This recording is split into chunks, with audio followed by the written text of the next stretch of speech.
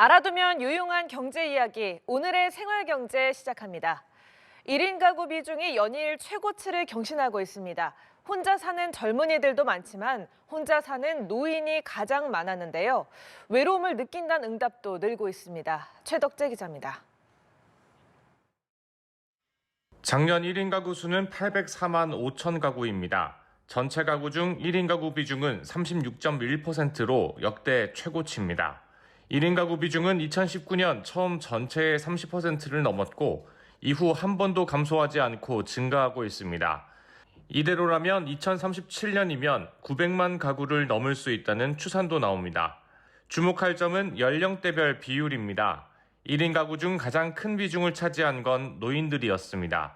70세 이상이 19.8%로 가장 많습니다. 29세 이하가 17.8%로 그 다음인데 60대가 그 뒤를 바짝 쫓고 있습니다. 특히 60대 이상 중에서는 여성의 비율이 높습니다.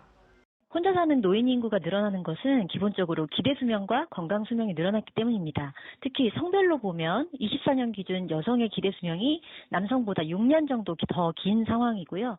지역별로 보면 1인 가구는 경기도에 가장 많이 살고 서울이 다음입니다. 둘을 합치면 42%가 넘습니다. 혼자 사는 사람들은 늘고 있지만 자기 소유 집에서 사는 경우는 그리 많지 않습니다. 1인 가구의 주택 소유율은 30%를 간신히 넘는 수준입니다. 전체 가구보다 24.9%포인트 낮습니다. 1인 가구 중 취업 가구는 510만 가구로 전년 대비 42만 6천 가구 증가했고 1인 가구의 연간 소득은 3,423만 원으로 전체 가구의 46.1% 수준입니다.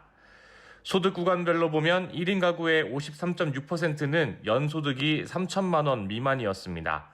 1인 가구 중 몸이 아플 때나 우울할 때 도움받을 사람이 있다는 응답은 전체 평균보다 낮았고 외로움을 느낀다는 응답은 전체 대비 약 10%포인트 높게 나타났습니다.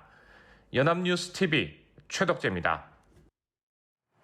취업 준비생 10명 중 6명은 구직 활동을 하고는 있지만 취업을 크게 기대하지 않는 소극적 구직 상태란 조사 결과가 나왔습니다. 한국경제인협회가 2,492명을 대상으로 조사한 결과 구직을 하고 있다고 응답한 사람의 60.5%는 소극적 구직자로 나타났습니다. 이들 중에서는 실질적인 취업 준비 없이 채용 공고를 탐색하고 경험 삼아 지원하는 의례적 구직자가 32.2%로 가장 많았습니다. 이들 중 51.8%는 구직의 소극적인 이유로 일자리 부족을 들었고 이어 구직 활동을 해도 일자리를 못 구할 것 같아서 전공이나 관심 분야 일자리 부족, 임금 등 근로 조건을 갖춘 일자리 부족이 그 뒤를 이었습니다. 국민연금 제도가 시행된 이후 처음으로 조기 노령 연금 수급자가 100만 명을 넘어섰습니다.